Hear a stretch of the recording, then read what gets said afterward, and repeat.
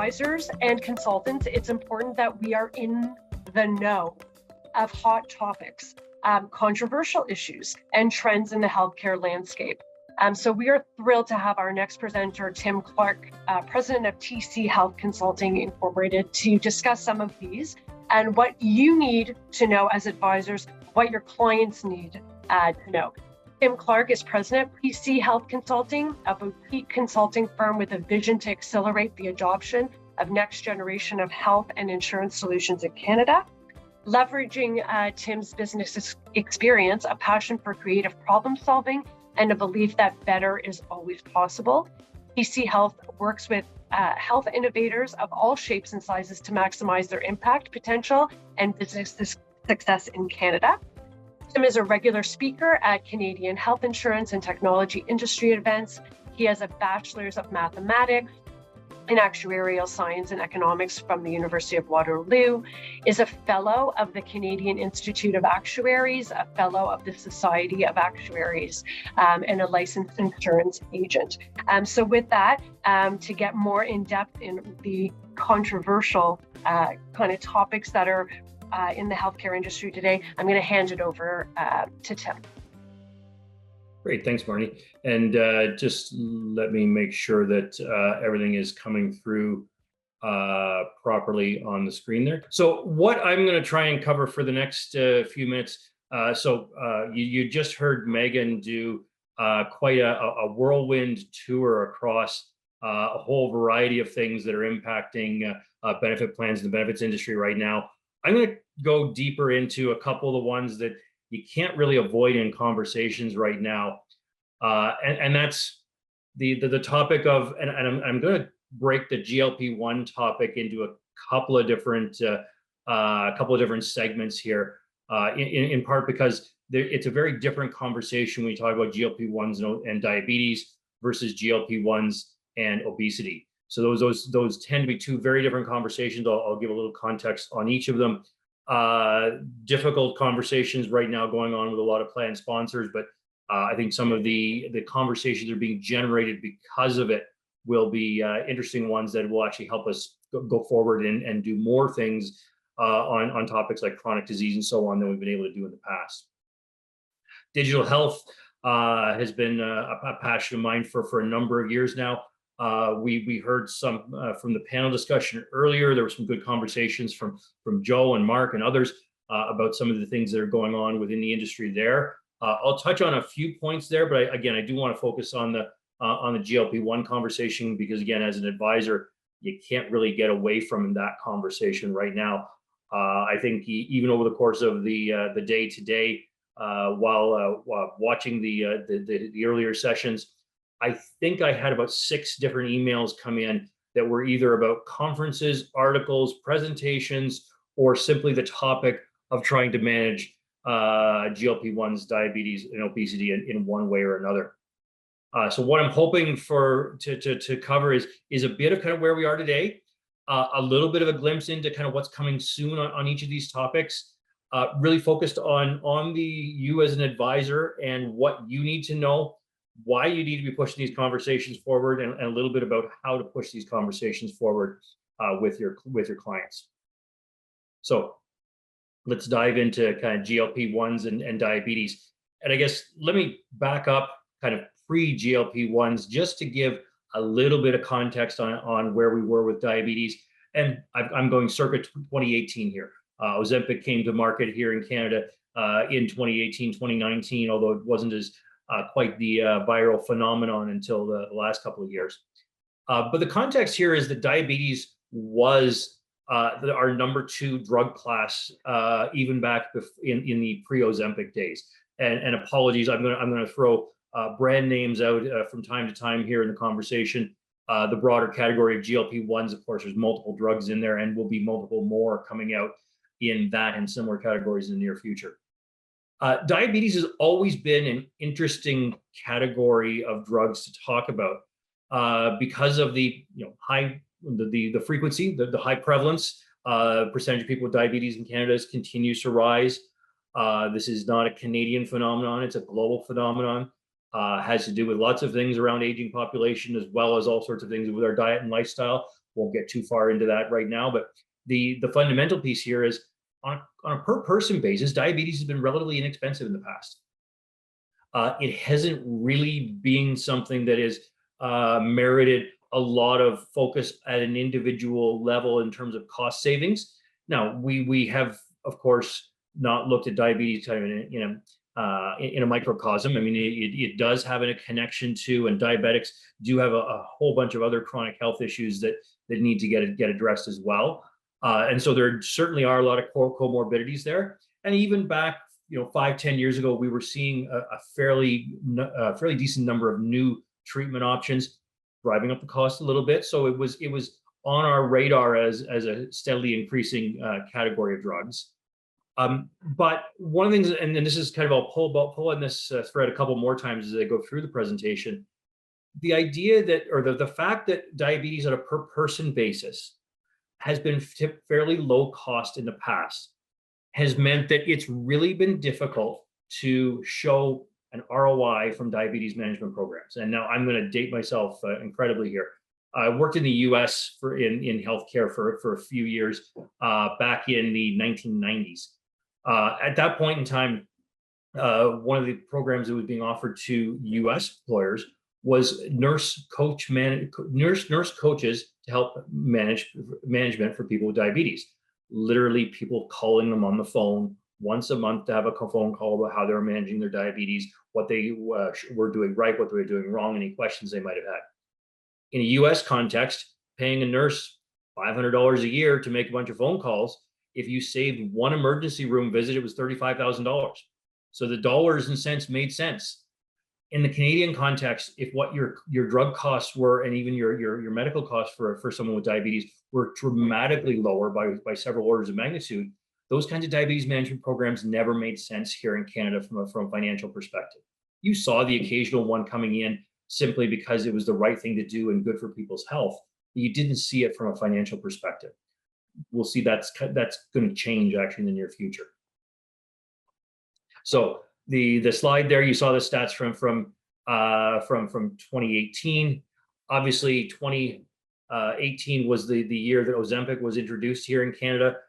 This is a new category of drugs, and so the glucagon-like peptide-1 receptor agonists. That very quickly explains why you call them GLP-1s. I'm not going to stumble over that all day long. The bottom line is that they are made to help individuals regulate their blood sugar and their appetite. Both elements are part of it. These drugs, you'll recognize those names. And as I mentioned a minute ago, Ozempic came to market here in Canada in 2018. And I want to just point out, and I think everybody on the call probably is aware of this, but Ozempic is for the treatment of diabetes. Ozempic is not a weight loss drug.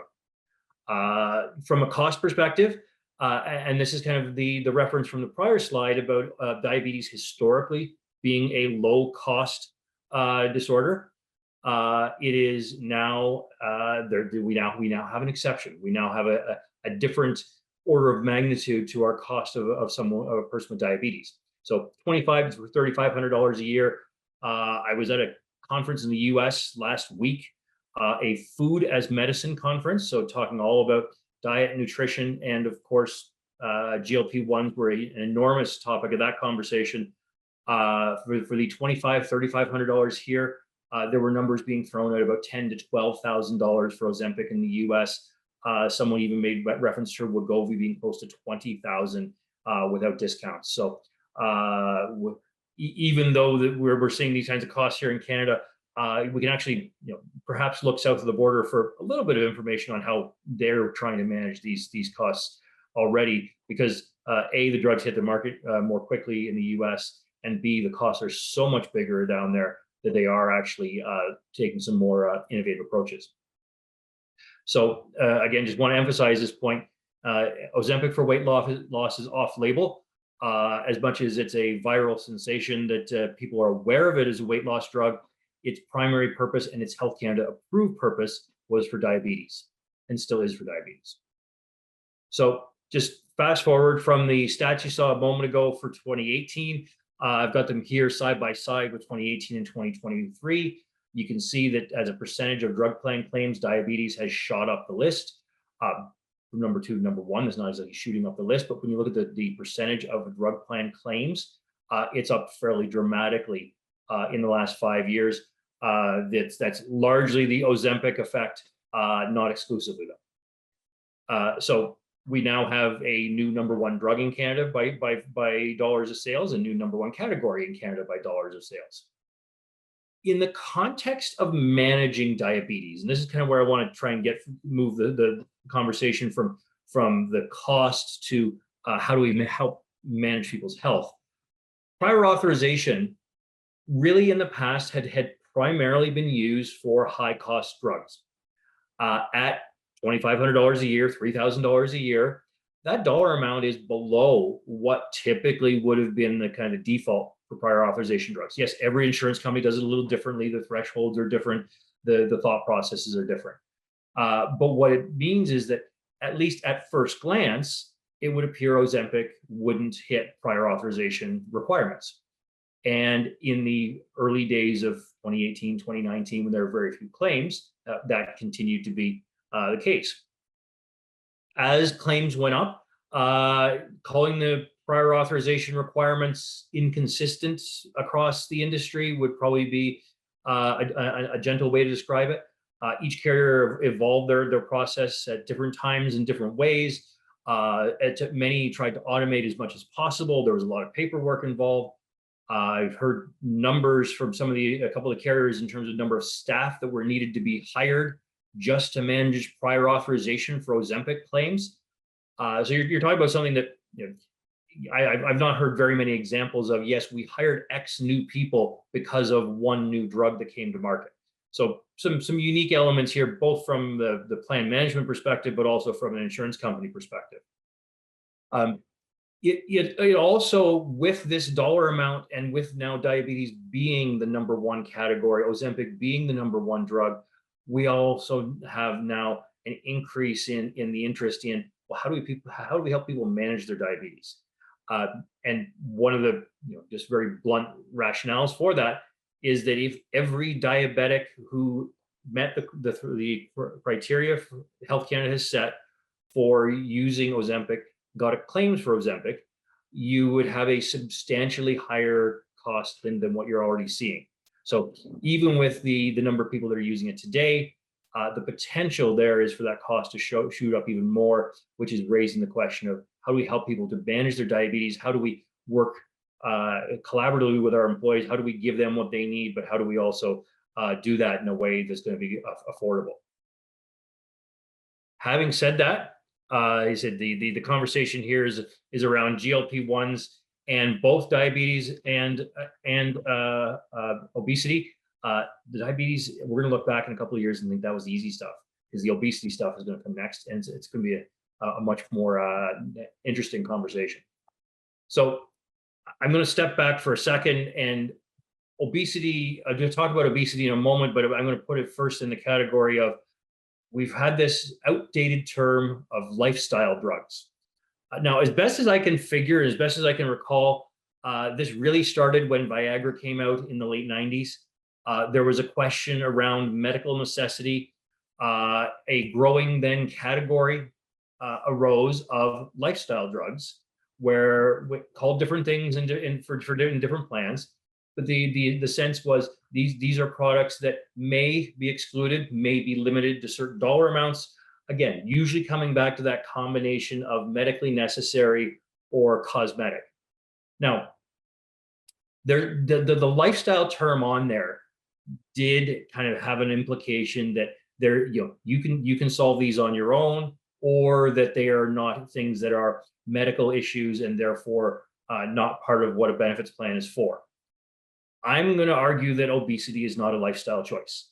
Does lifestyle have an impact on on some or any of these things here? Well, sure, and lifestyle certainly is an impact on obesity. It's not the only impact for sure. And I'm going to argue that lifestyle has an impact on lots of other things you cover in your benefits plan. And we've never had that conversation about whether Lipitor or whether you're antidepressants, you only get coverage if you have a certain certain physical characteristic about you. So it is a bit of a dated conversation. It's a category that grew up almost by accident and just sort of became a catch-all over time. It's not necessarily just the release of the anti-obesity drugs. This has been something that for the last several years has been a point of many more and more people are saying really we need to rethink this. This doesn't really fit with the way we view kind of benefits and employee health needs today. And so therefore, there's a new set of conversations to be had. As an advisor, you need to be asking your clients, understanding what they're doing with lifestyle drugs in the plan. Is that still a term that's used? If it is, how should they go about thinking about some of these categories and what really are the health needs of their members, and is their plan actually doing a good job of covering them? So a little bit of an amusing discovery this week as I was finalizing the content for the presentation here. I'd been looking for a while of a good pop culture image that indicated the kind of viral sensation that Ozempic has been. I wasn't looking for an ad for Ozempic or anything like that, but looking for something that kind of expressed, how it's gotten into the common everyday conversation. If South Park is doing an episode about it, we've crossed the line. There's not a lot of benefits topics that show up on South Park. This is, I believe it's either this week's or I think it's last week's actually episode of South Park. I don't have Paramount Plus. I haven't watched the whole thing, but there are clips on YouTube, so you can see some of the bits and pieces if you're interested. Okay, so in all seriousness now for a moment, the point that I'm kind of making here is this is not just a benefits conversation before. Lipitor was never part of the conversation around to the same degree that Ozempic has become. This is a bit of a unique conversation, but it also means that we need to have that as a conversation with our plan sponsors in a little different way than we might have in the past. Just as a bit of background, focusing now on obesity, I was talking about the lifestyle category a moment ago. That can be a whole conversation on its own, but let me kind of drill down a little bit into obesity at the moment. Just a couple of points to put in context of the world we live in today. So the Canadian Medical Association declared obesity to be a chronic disease in 2015. I believe the WHO declared obesity as a chronic disease back in the 1950s or something to that effect. So it's being more and more recognized that this is not a debate anymore. This is something that's medically accepted, that obesity is a complex chronic condition, multifaceted, and the solutions and the help that people need is also multifaceted. We all see the stats of various ways, shapes, and forms, but the round number is that as of today, about 30% of Canadian adults are considered obese. So what that means is you've got roughly 30% of your population who would qualify to be eligible for an anti-obesity medication now that they're available for sale in Canada. So with that context, in May, and I don't recall the exact date, but I believe it was about the first week in May, Wegovy was approved for sale in Canada a couple of years ago. This is the sort of mirror product to Ozempic. So Novo Nordisk makes both products, a slightly different formulation, different dosage. Wegovy was approved for sale in Canada a couple of years ago because of the supply issues with Ozempic and wanting to ensure that people with diabetes were first priority. They did not release Wegovy into Canada until this year. Now the supply issues are handled. They've actually brought it to the market. Health Canada guidelines, BMI over 30 or over 27 with a weight-related comorbidity. So again, that's roughly 30% of the Canadian population. In terms of plan sponsors and insurance companies, you see all sorts of things happening very quickly here. And I'm going to call it a combination of concern and possibly controlled panic over the potential cost to benefit plans.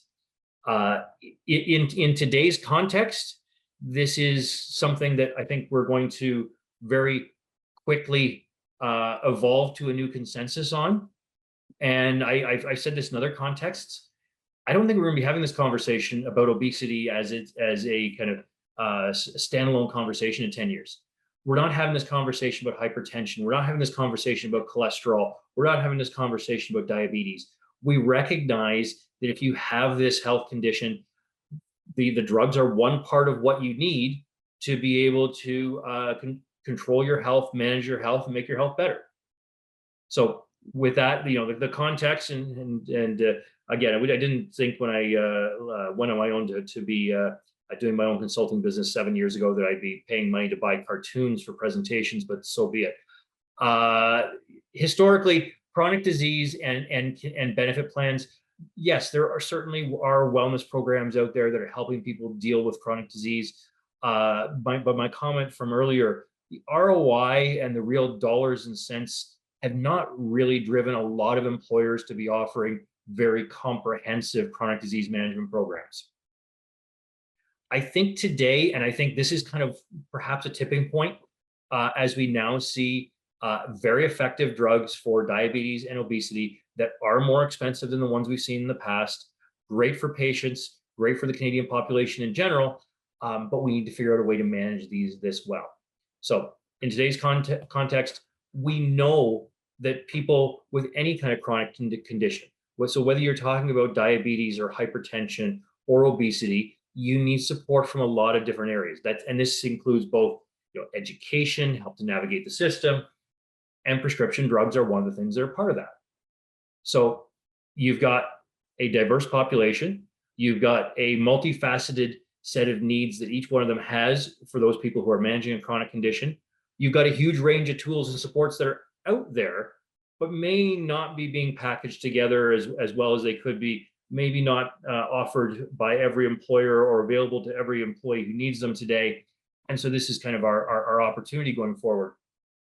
I am going to throw this last point out, and I'll touch on this, and if we've got a couple minutes at the end, we can have a bit of a discussion about it.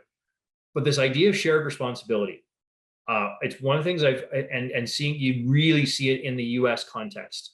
The idea that if we're going to pay for, and I'll use the anti-obesity drugs as an example, what else is the member doing to manage their obesity? And so this is the combination, this is the conversation of, well, if the member's working hard at this, we want to do our part too. So as an employer, you need to be able to offer the tools for the member to use. On the member side, they actually have to take advantage of some of the tools you have. I say in the US context, this idea of earning the right to get to your drug coverage sounds a little un-Canadian. Yet I'm going to push that we do case management on disability plans these days. If you're not following a treatment protocol on disability, you don't collect your disability benefits. We do prior authorization or pre-authorization of dental claims down to $500. So there is this element in our benefit plans today of needing to see proof of something, needing to monitor your ongoing care that we don't do on our drug plans today, other than the kind of one-off or sometimes repeated prior auth. But I think this is going to be an opportunity to kind of push that down a little bit. So I'm going to come back. I'm going to tie a couple of the pieces on health and technology, and again, I've tried to put most of my focus on the GLP-1 diabetes and obesity side of the conversation, but there's some pieces in here that'll tie into it as well. This is a topic that I've been kind of looking at for several years now.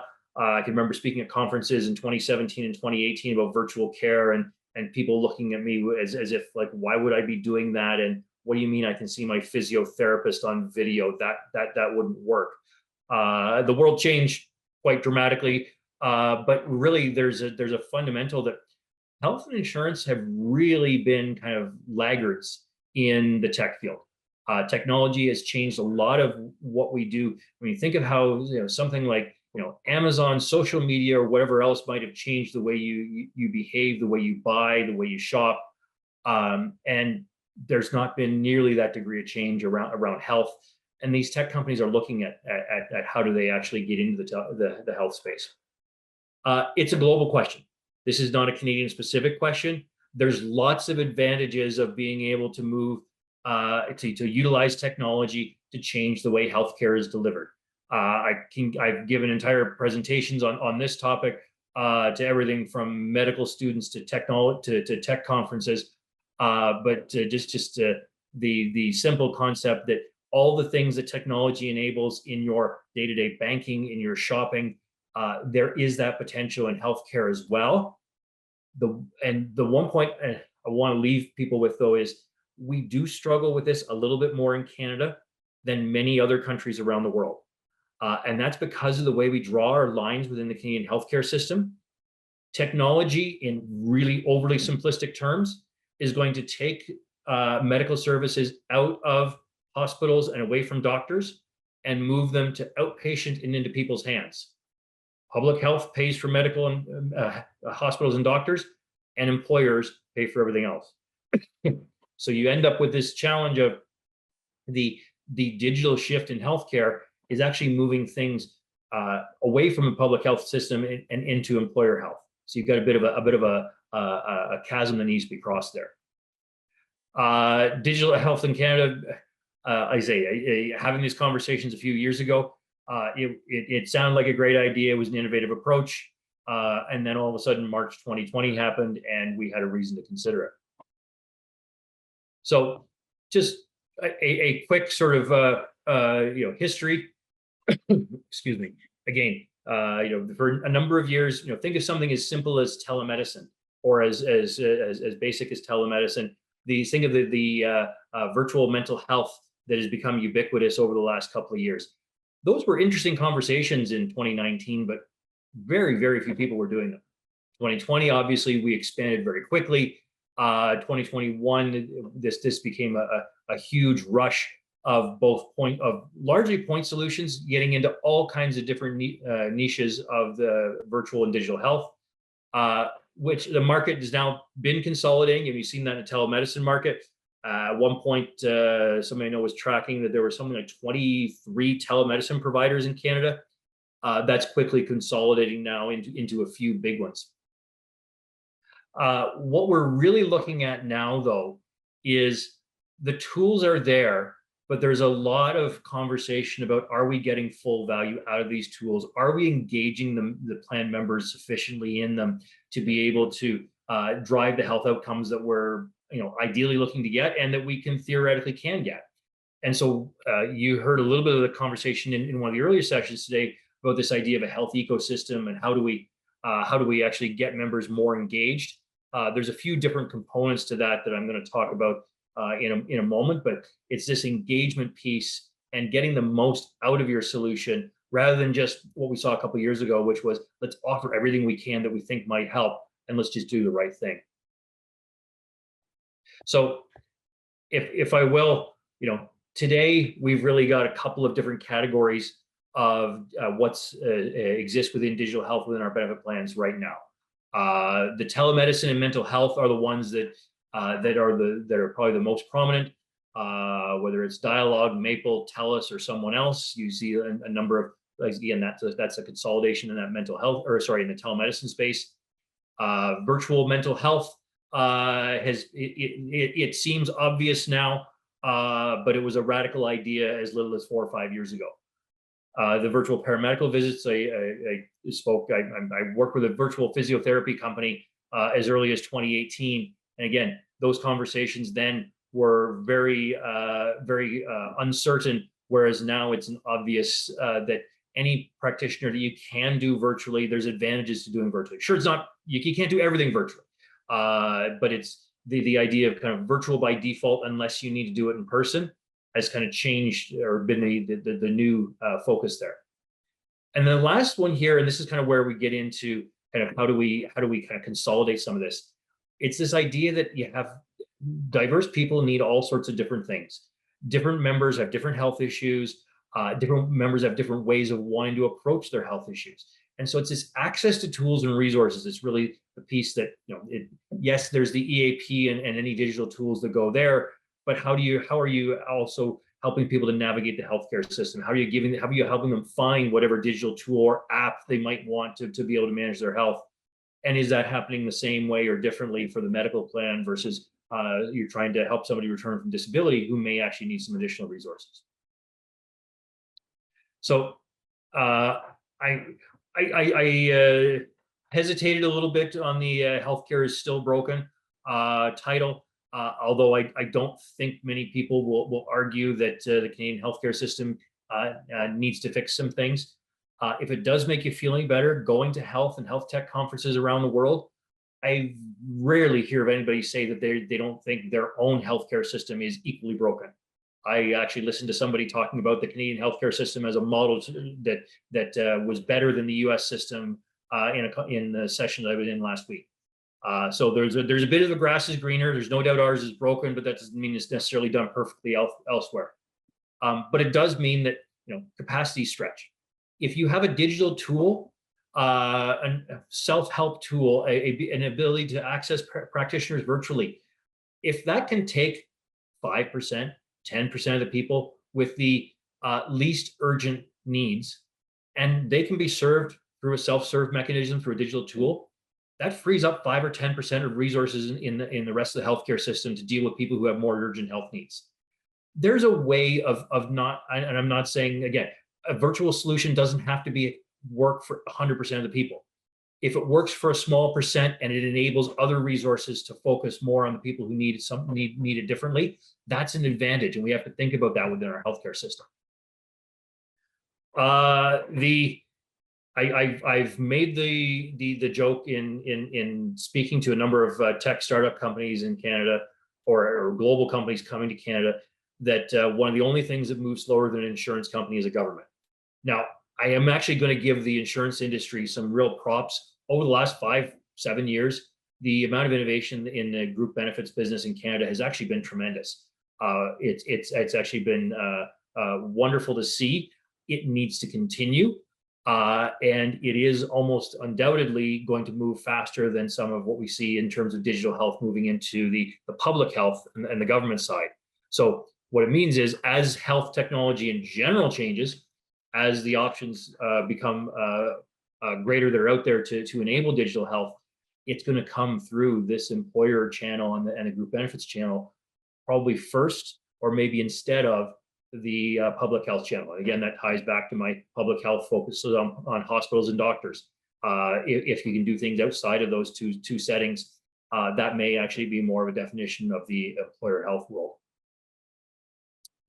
So I'm going to throw up a couple of ideas here fairly quickly as items to have on your radar. So I mean, we've talked about the telemedicine, the mental health, some of the virtual practitioners, a lot of that going on today. We're seeing this movement into ecosystems to be able to make it easy to access multiple types of care and multiple types of services depending on your needs. A couple of ideas I'm going to throw out here just to have on your radar that will in one way or another impact employer benefit plans in Canada over the next little while. So remote patient monitoring, whether you're talking about wearables, I've got one of the Oura rings on, lots of people have Apple watches or whatever else. Some of these are health and fitness devices, others are actually medical devices. And so this ability of something as simple as during the height of COVID, patients were being sent home with blood oxygen monitors that they could keep in their home to make sure their blood oxygen levels didn't fall, and would immediately alert a healthcare provider if they did. That moves somebody out of the hospital setting into their home where they're more comfortable and able to manage and monitor their care without having to stay in hospital so long. Who pays for that in the Canadian system? Multiple things are going to come to that. Apps and digital therapeutics, everything from the mental health apps that most of us have had some exposure to. There's weight loss apps. I saw a number 350,000 health apps out there around the world. There are a lot of them, and we're not incorporating them into our benefit plans today. There's a lot of reasons behind that, but they're undoubtedly going to be there in the future. If somebody wants to pay for if somebody has a weight loss app that's going to charge them $100 a year, and they're taking a drug that's worth $3,000 or $4,000 a year, wouldn't you as an employer wouldn't it be a good idea to pay for that weight loss app? So there's a lot of the app and digital technologies that are going to have to be moved into a benefit setting. I'm coming close to the end of time here, so I'm going to go quickly through the last couple of pieces here.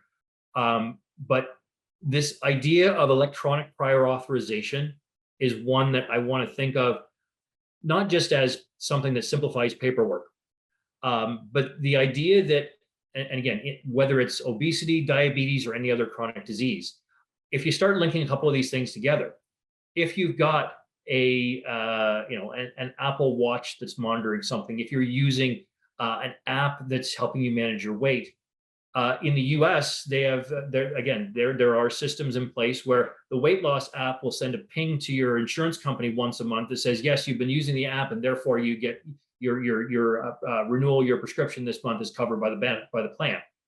It's actually linking the two things together. So again, now you're actually getting into the world of behind the scenes continuous prior authorization. The dietitian you have to see once a quarter checks off a box directly with your insurance company to make sure that your drug gets paid next quarter. It's not there today, but I think as we start to get into how do you manage the cost for obesity and diabetes, these conversations will become much more prominent. We're going to create new tools that can be used in other venues. There was a brief mention in one of the earlier sessions about push communication. I see this in your data. We would suggest you do this to help you manage your health. That kind of comes into some of the proactive health navigation that I see coming fairly quickly down the road. And this last one, again, we talked about it. I talked about it a minute ago. It was talked about in the earlier session today, so I won't go too far in there, which is just this idea of health ecosystems. The member needs to be able to find all this stuff. 350,000 great apps out there to help you manage your health are no use to anybody if you can't find them. So how do we help members to navigate, show them the right tools at the right times? This is, again, the combination of the data-driven communication, health navigation, to be able to improve that member experience. So I'm coming up to the last minute here, and I'm going to try and get out in time to keep our last speaker on time. But there are a lot of things changing, and a lot of things changing quickly. So I'm going to quickly put up, and we'll make sure that this slide, as well as the presentation, is available to you afterwards.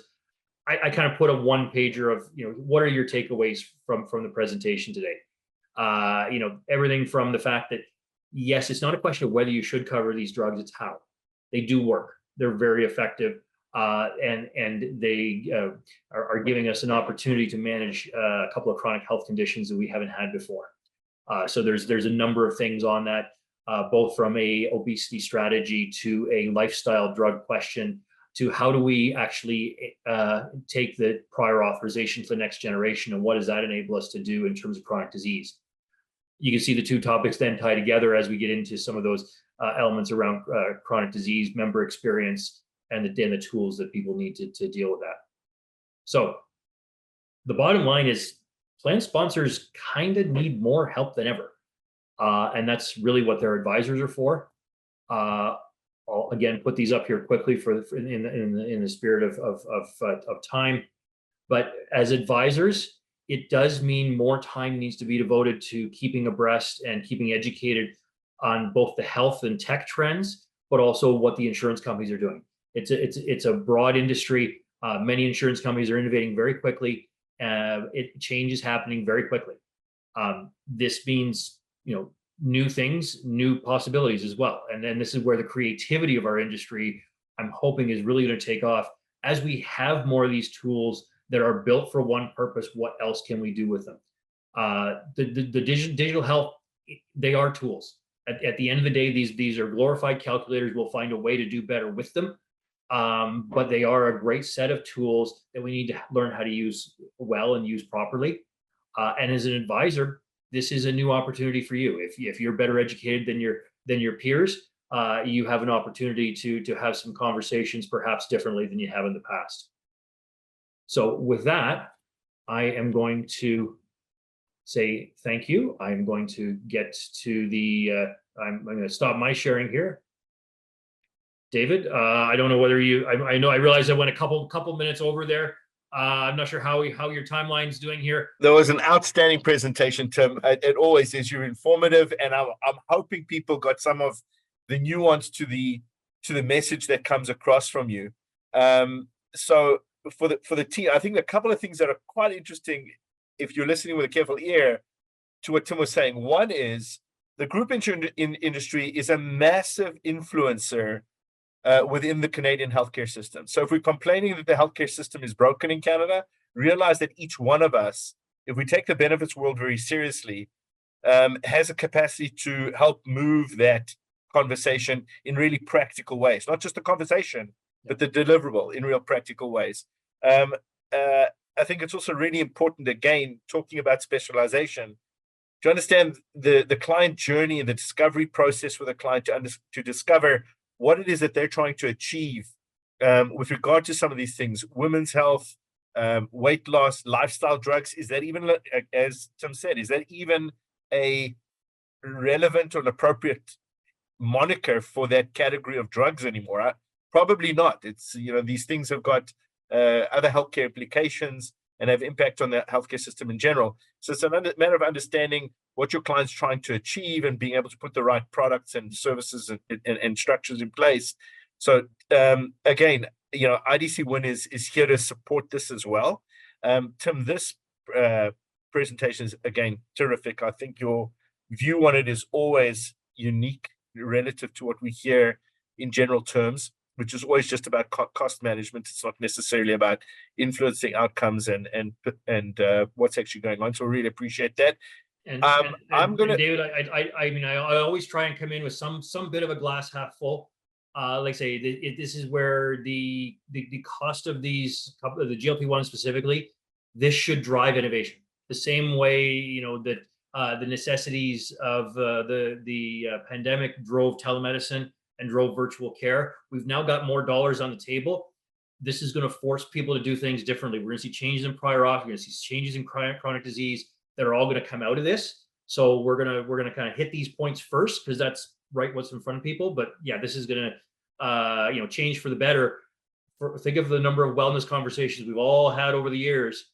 Now, if there's enough dollars and cents on the table to make those wellness conversations mean real return on investment, those change. And we can actually influence that conversation as well. We can be part of it, innovating your own advisory practice, your own method of delivering advisory as an advisor. Again, that is innovation. And to Tim's point, just GLP-1s, if you can come up with a methodology of helping an employer to understand the implications of them, and then at the same time create a policy or a procedure to manage it more effectively in their workplace, you are part of the solution, innovating.